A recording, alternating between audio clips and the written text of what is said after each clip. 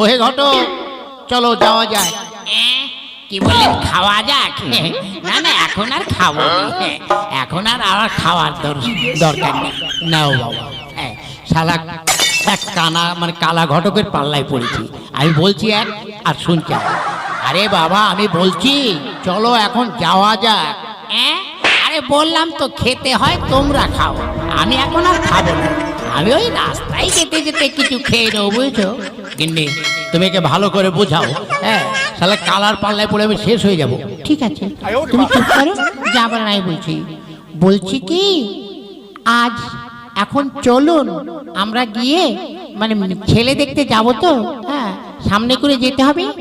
কি বললে, বাসে করে যেতে হবে? আরে হ্যাঁ হ্যাঁ, বাস হোক ট্রাক হোক, একটাই গেলেই হলো। মারুতি আছে, নাও ঠেলা সামলাও। বলছি এক আর শুনছি এক, কি মুশকিল।